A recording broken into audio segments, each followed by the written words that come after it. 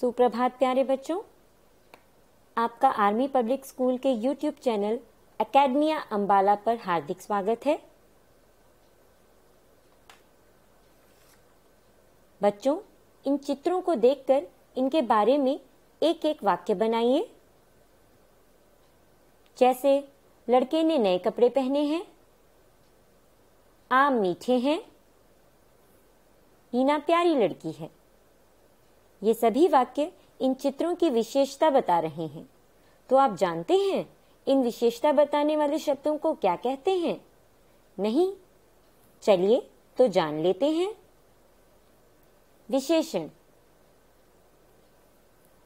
जो शब्द संज्ञा या सर्वनाम की विशेषता जैसे कि गुण, दोष, अवस्था, परिमाण या संख्या का बोध कराते हैं, उन्हें विशेषण कहते हैं।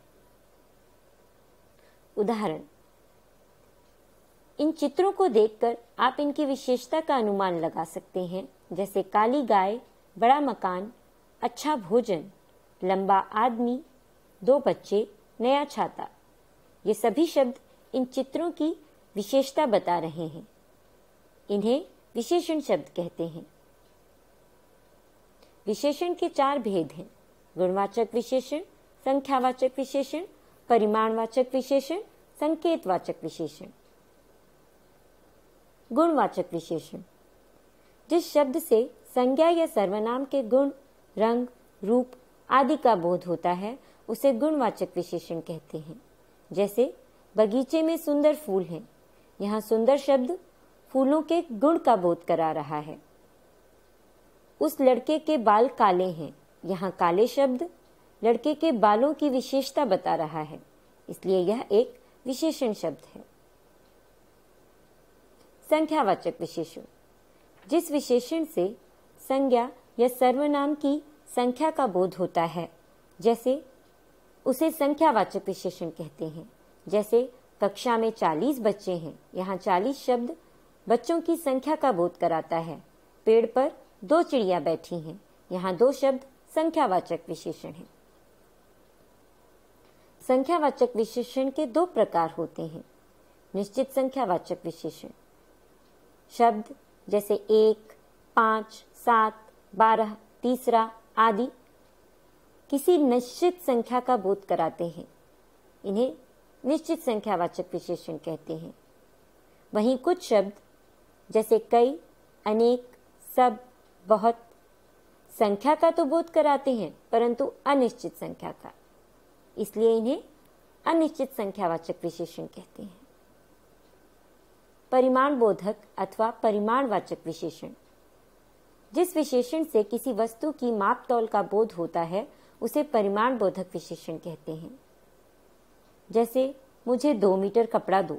यहाँ 2 मीटर कपड़े का परिमाण बता रहा है। उसे 1 किलो चीनी चाहिए। यहाँ 1 किलो परिमाणवाचक विशेषण है। परिमाण बोधक विशेषण के भी 2 प्रकार होते हैं। शब्द जैसे 2 सेर गेहूं, 5 मीटर कपड़ा, 1 लीटर दूध किसी निश्चित परिमाण का बोध कराते हैं। इन्हें निश्चित परिमाण बोधक विशेषण कहते हैं। शब्द जैसे थोड़ा पानी, अधिक काम, कुछ देर आदि किसी अनिश्चित परिमाण का बोध कराते हैं। इन्हें अनिश्चित परिमाण बोधक शब्द कहते हैं। सार्वनामिक अथवा संकेतवाचक विशेषण, जब कोई सर्वनाम शब्द संज्ञा शब्द से पहले आए तथा वह विशेषण शब्द की तरह संज्ञा की विशेषता बताए, उसे सार्वनामिक अथवा संकेतवाचक विशेषण कहते हैं। जैसे पहले वाक्य में वह शब्द सर्वनाम शब्द है। वह लड़की मेरी दोस्त है। यहाँ वह शब्द लड़की की विशेषता बता रहा है। कौन आया है? यहाँ कौन शब्द संकेतवाचक विशेषण है।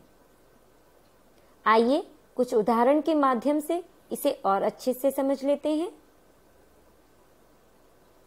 राजन एक होशियार लड़का है।